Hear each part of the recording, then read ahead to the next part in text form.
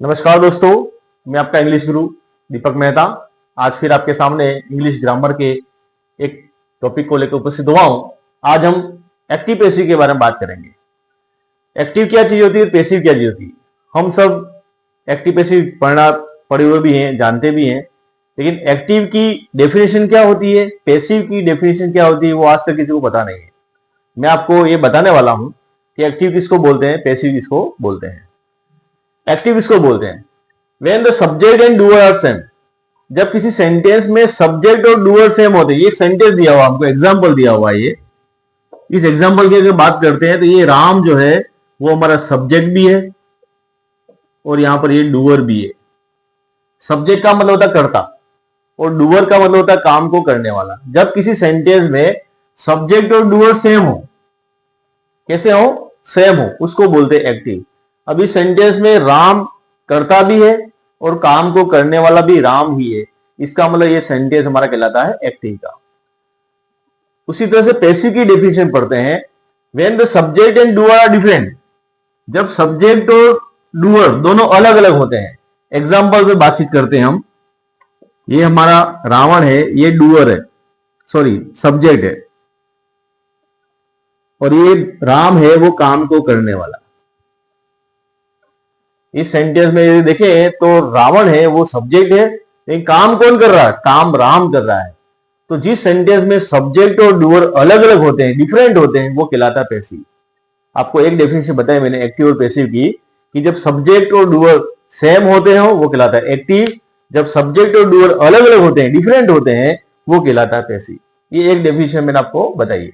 दूसरी डेफिनेशन बता रहा हूं मैं साथ में ही। When the subject of the verb performs the action,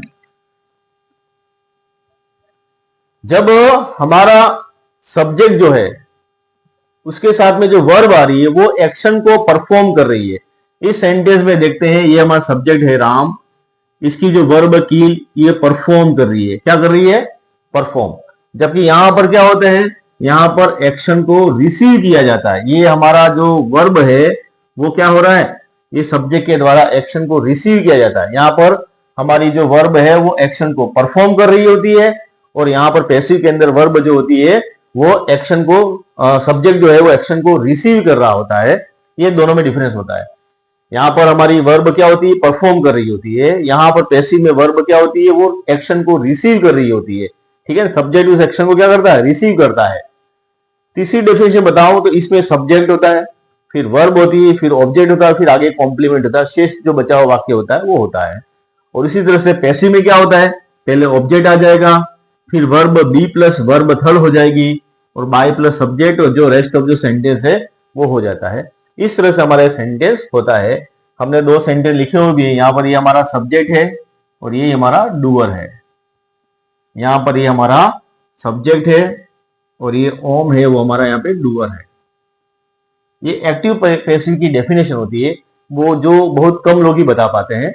तो आपको ये ध्यान रखने की एक्टिव किसको बोलते हैं, पैसिव किसको बोलते हैं। फिर से एक बार बोल रहा हूं, जिसमें सब्जेक्ट और डूअर सेम होते हैं वो एक्टिव कहलाता है, जिसमें सब्जेक्ट और डूअर अलग अलग होते हैं, डिफरेंट होते हैं, वो पैसिव कहलाता है। जिसमें सब्जेक्ट जो होता है वर्ब वाली सब्जेक्ट, वो एक्शन को परफॉर्म करती है, जिसमें subject of the verb action को रिसीव करता है, वो पैसिव कहलाता है। आगे बात करते हैं एक्टिव पैसिव के अंदर। अभी हमने एक्टिव पैसिव की डेफिनेशन पढ़ी थी। अब एक्टिव पैसिव में रूल्स क्या होते हैं, कैसे चेंज होता है। एक फ्लो चार्ट मैंने आपके सामने बनाया है, डायग्राम बना के आपको दिया हुआ। यदि डायग्राम आपको समझ में आ जाता है तो आपको एक्टिव पैसिव बिल्कुल 100% इजीली समझ में आ जाएगा।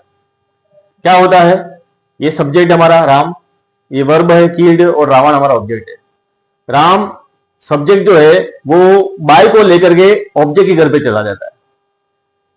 जिस जगह पे रावण होता है, ऑब्जेक्ट होता है, उस जगह पे कौन चला गया, बाय प्लस राम। और उसी समय पे रावण है ऑब्जेक्ट जो है वो दूसरे रास्ते से सब्जेक्ट घर पे जाता है, रावण घर पे आ जाता है। मतलब राम की जगह पे रावण आ गया और रावण की जगह पे बाय प्लस राम आ गया। मतलब सब्जेक्ट और ऑब्जेक्ट ने आपस में एक दूसरे की जगह बदल दी है, एक्सचेंज कर लिया अपनी पोजीशन को, सब्जेक्ट ने और ऑब्जेक्ट ने अपनी पोजीशन को बदल दिया है। वर्ब जो होती है वो हमेशा बी प्लस वर्ब कराती है। पैसिव बनाते समय वर्ब हमेशा बी प्लस वर्ब होती है। तो यहाँ पे वॉज किल्ड हो गया। आगे हम जब बात करेंगे तो यहाँ पे वॉज ही क्यों हुआ वो भी आपके सामने क्लियर हो जाएगा कि वॉज ही क्यों आया। ठीक है, अब हम रूल्स की बात करते हैं। रूल्स क्या होता है, ऑब्जेक्ट और एक्टिव। एक्टिव का जो ऑब्जेक्ट है हमारा, ये हमारा ऑब्जेक्ट है। एक्टिव का जो ऑब्जेक्ट होता है वो पैसिव का सब्जेक्ट बन जाता है। ये ऑब्जेक्ट जो है वो क्या बन गया, हमारा पैसिव का सब्जेक्ट बन गया। दूसरा रूल्स क्या कहता है, सब्जेक्ट ऑफ एक्टिव। एक्टिव का जो सब्जेक्ट होता है वो पैसिव का ऑब्जेक्ट बन जाता है। ये हमारा सब्जेक्ट है, वो पैसिव का क्या बन गया, ऑब्जेक्ट बन गया। By etcetera preposition is used before object of passive. अब इस ऑब्जेक्ट के आगे हमने क्या लगाया है, बाय लगाया। क्या लगाया है, बाय। तो बाय प्रीपोजिशन को यूज किया जाता है उस ऑब्जेक्ट के पहले। हर जगह बाय ही नहीं आता है, कुछ कुछ जगह पर टू, विथ ऐसे कुछ आते हैं, वो हम आगे बात करें उसके बारे में। इसलिए हमने यहाँ पे एक्सेट्रा लिखा हुआ है कि बाय सब जगह नहीं आता है, कुछ वर्बों के साथ में कुछ दूसरे प्रीपोजिशन भी आते हैं। तो by etcetera preposition is used before object of passive. Verb कौन सी होती है, तो बी प्लस वर्ब थर्ड। हमेशा याद रखना, पैसिव बनाते समय वर्ब कौन सी होती है, तो बी प्लस वर्ब थर्ड। मतलब बी का वीटो पावर है, वर्ब थर्ड के साथ में हमेशा बी फैमिली आएगी ही आएगी। अब बी किसको बोलते हैं, तो हमने बी की फैमिली लिखी है, is, am, are, was, were, be, been और बी। ये 8 प्रकार के मेंबर में से कोई एक मेंबर हमेशा वर्ब थर्ड के साथ में रहेगा ही रहेगा। नोट कर लेना, पैसिव में वर्ब हमेशा बी प्लस वर्ब थर्ड आती है। बी किसको बोलते हैं, तो is, am, are, was, were, be, been और बीइंग। ये 8 में से कोई एक हमेशा बी के साथ रहेगा ही, सॉरी, बी हमेशा वर्ब थर्ड के साथ रहेगा ही रहेगा। मतलब वर्ब थर्ड अकेली कभी भी नहीं आएगी, हमेशा बी परिवार का एक मेंबर उसके साथ रहेगा ही रहेगा। पैसिव बनाने में वर्ब कौन सी यूज करते हैं, तो ट्रांजिटिव वर्ब को यूज करते हैं। पैसिव हमेशा ट्रांजिटिव वर्ब का ही बनता है। वर्ब 2 प्रकार की होती है हमारी, main verb, finite, non finite. Finite verb 2 प्रकार की होती है, ट्रांजिटिव, इंट्रांजिटिव। ये हमने अपने वर्ब के टॉपिक में पढ़ा हुआ है। तो ट्रांजिटिव जो वर्ब होती है वो उसी वर्ब का पैसिव बनता है। अब ऐसा क्यों, तो ट्रांजिटिव वर्ब के साथ में हमेशा क्या होता है, ऑब्जेक्ट होता है। वर्ब के बाद हमेशा ऑब्जेक्ट दिया हुआ होता है। ट्रांजिटिव वर्ब किसको बोलते हैं, ऐसी वर्ब जिसके बाद में ऑब्जेक्ट दिया हुआ होता है उसको हम क्या करते हैं, ट्रांजिटिव वर्ब बोलते हैं। तो ट्रांजिटिव वर्ब हमेशा पैसिव के अंदर यूज किया जाता है। आगे हम बात करते हैं वर्ब के बारे में। पैसिव बनाते समय वर्ब को कैसे यूज किया जाता है, उसके लिए अभी हमने प्रेजेंट टेंस को यूज किया हुआ है। कुछ हमने फॉर्मूला बताया कि इस वर्ब के साथ जब होगी उसको पैसिव में ये वर्ब करते हैं। यदि वर्ब की फर्स्ट फॉर्म आती है या वर्ब की फर्स्ट फॉर्म के साथ में एस या आता है तो इज, एम, आर वर्ब की थर्ड फॉर्म पैसिव में करते हैं। आपके सामने एग्जांपल है, Sita cooks food.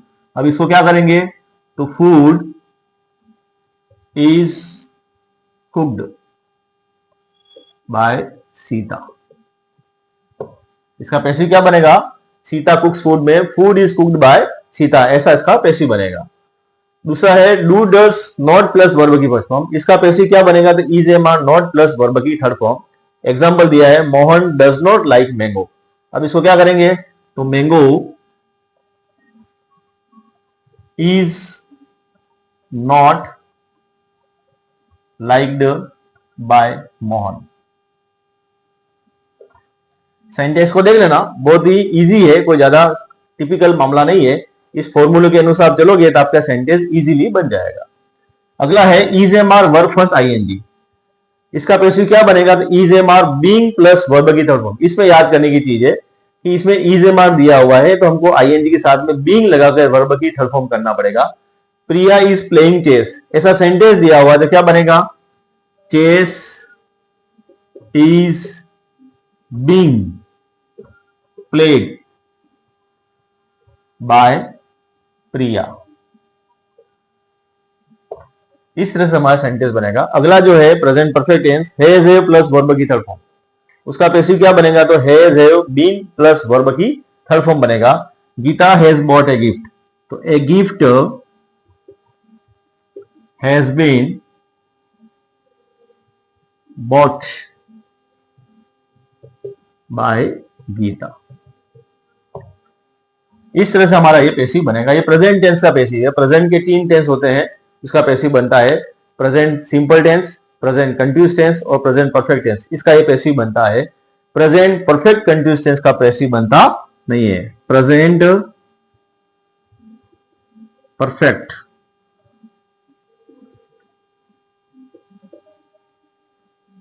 Continuous tense no passive.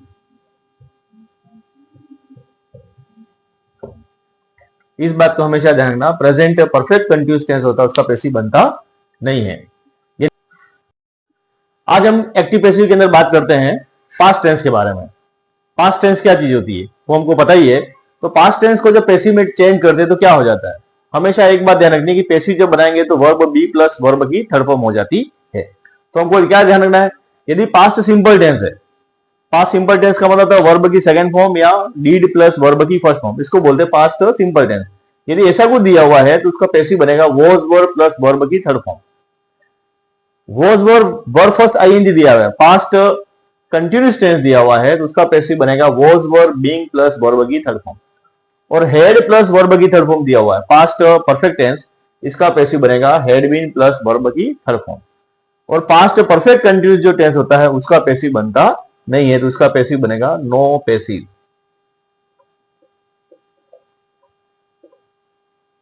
इसका पैसिव बनता नहीं है। अब हम सेंटेंस देखते हैं कैसा बनता है।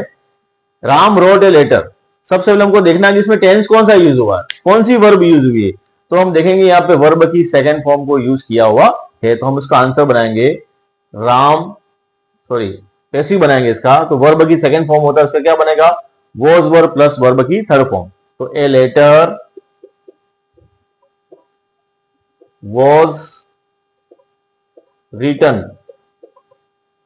बाय राम, इस तरह से इसका पैसिव बनेगा a letter was written by Ram. यहां पे Ramesh did not wash the floor, तो डिड प्लस वर्ब की फर्स्ट फॉर्म है तो उसका पैसिव बनेगा the floor was not washed by Ramesh.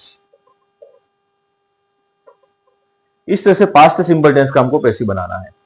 उसी तरह से वॉज वर आईएनजी दिया हुआ है, वॉज वर वर्ब की फर्स्ट फॉर्म आईएनजी दिया है, इसका पैसिव बनेगा was were being plus verb की थर्ड फॉर्म। तो tennis was being played by Sita. और यहां पे पास्ट परफेक्ट टेंस दिया हुआ है, a snake had been seen by Priya. इस तरह से हमारा सेंटेंस बनेगा। ये हमारा पास्ट परफेक्ट टेंस के पास्ट परफेक्ट, पास्ट कंटिन्यूअस और पास्ट सिंपल टेंस में पैसिव बनाने का तरीका होता है। आगे बात करते हैं फ्यूचर टेंस के बारे में। फ्यूचर टेंस का पैसिव कैसे बनता है, तो फ्यूचर टेंस के बारे में बात करेंगे तो मॉडल प्लस वर्ब की first form, model plus have plus verb की थर्ड फॉर्म। अब मॉडल क्या चीज होती है, तो मॉडल जो होते हैं वो हमने लिखा है shall should will would can could may might must need dare ought to used to. ये 13 प्रकार के हमारे मॉडल्स होते हैं। यदि इन 13 में से कोई एक दिया हुआ उसके बाद में वर्ब की फर्स्ट फॉर्म दे रखी है या हैव प्लस वर्ब की थर्ड फॉर्म दे रखी है तो हमको क्या करना है, मॉडल बी प्लस वर्ब की first form, modal have been plus verb की थर्ड फॉर्म यूज करना है। एक बात को ध्यान रखना है कि फ्यूचर कंटिन्यूअस टेंस और फ्यूचर परफेक्ट टेंस का पैसिव बनता नहीं है। ये फ्यूचर सिंपल टेंस और फ्यूचर परफेक्ट टेंस का पैसिव बनता है। फ्यूचर कंटिन्यूअस और फ्यूचर परफेक्ट कंटिन्यूअस टेंस का पैसिव बनता नहीं है। ऐसे 4 प्रकार के टेंस होते हैं, present perfect continuous tense, past perfect continuous tense, future continuous tense और फ्यूचर परफेक्ट कंटिन्यूअस टेंस। इन चारों का पैसिव बनता नहीं है। यहाँ पर जो पैसिव बनता है फ्यूचर टेंस में, फ्यूचर सिंपल और फ्यूचर परफेक्ट का पैसिव बनता है। यहाँ पे सेंटेंस दिया हुआ है राम मस्ट यूज हेलमेट, इसको पैसिव बनाएंगे तो हेलमेट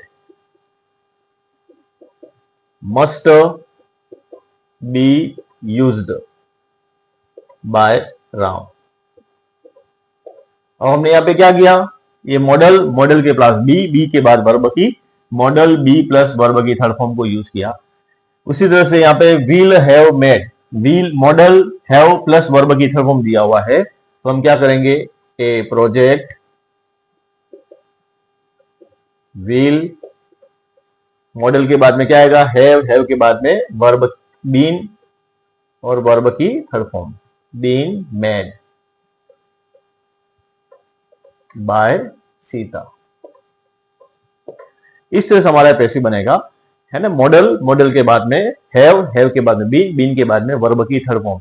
इस प्रकार से हमारा ये फ्यूचर टेंस का मॉडल, फ्यूचर टेंस का पैसिव बनता है। ये बात करते हैं प्रोनाउन के बारे में। अभी हमने सेंटेंस बनाए थे, टेंस को बदलने की बात की थी, लेकिन अब प्रोनाउन कैसे बदलता है, तो टेंस को जैसे बदलते वैसे बदलना, लेकिन सब्जेक्ट और ऑब्जेक्ट के रूप में यदि प्रोनाउन आता है तो उसको बदलने का तरीका हमारा कैसा होता है। तो प्रोनाउन होता क्या, तो ये प्रोनाउन है he, she, it, I, we, you, they, ऐसे कुछ प्रोनाउंस होते हैं। यदि सब्जेक्ट में आता है तो उसको ऑब्जेक्ट बनाते हैं, ऑब्जेक्ट आता है तो उसको सब्जेक्ट बनाते हैं। अभी हम सेंटेंस में देखेंगे, यहाँ पे एक सेंटेंस दिया हुआ, ही हेल्प्ड मी। अभी सेंटेंस में ही दिया, ही कौन है, सब्जेक्ट है। जब सब्जेक्ट पीछे जाएगा तो क्या बनेगा, ऑब्जेक्ट बनेगा। ऑब्जेक्ट है वो क्या बनेगा, मी है। मी ऑब्जेक्ट दिया, जब आगे आएगा तो क्या बनेगा, सब्जेक्ट। तो मी को आगे लेंगे तो आई बनेगा। फिर हमने टेंस की टेबल के हिसाब से इसको चेंज करेंगे, तो आई वॉज हेल्प्ड बाय, ही का क्या हो जाएगा, हिम। बिल्कुल इजी चीज है ना। इस फॉर्मेट के हिसाब से हम आसान से बदल सकते हैं। यहाँ पे ईट दिया है, ईट को आगे लिया, it will be made by her. अभी शी को पीछे लेके, तो शी का पीछे जाने पर क्या बनेगा, हर बनेगा। Food is being cooked bye you. You subject भी यू होता है, ऑब्जेक्ट भी यू होता है। ईट सब्जेक्ट भी ईट होता है, ऑब्जेक्ट भी ईट होता है, इसलिए उसको हमने लिखा नहीं है यहाँ पे। आई सो हिम, अब हिम को आगे लेंगे तो ही हो जाएगा, ही वॉज सीन बाय मी। अब ये दो सेंटेंस जो दिए हैं, इन दो सेंटेंस को देखना। यहाँ पे वर्ब कट ही है। अब देखो कट वर्ब ऐसी होती है जो first form, second form, third form तीनों में एक ही चलती, कट कट कट। अब उसको कैसे पहचानेंगे, तो यहां पर ये वर्ब की सेकंड फॉर्म है, यहाँ पे वर्ब की फर्स्ट फॉर्म है। यदि टेंस को हम देखते हैं तो यदि वर्ब की फर्स्ट फॉर्म के साथ में एस ई एस लगा हुआ होता है तो वर्ब की फर्स्ट फॉर्म कहलाती है। सब्जेक्ट हमारा वर्ब की फर्स्ट फॉर्म कहलाता है। ही के साथ में एस ई एस आता है। सिंगुलर सब्जेक्ट के साथ में वर्ब की फर्स्ट फॉर्म के साथ में एस ई एस आता है। तो ही के साथ में हो गया कट्स, ही के साथ में कट, यहाँ पे वर्ब की सेकंड फॉर्म है। तो हम क्या करेंगे, the tree was cut by him. और इसी तरह से द ट्री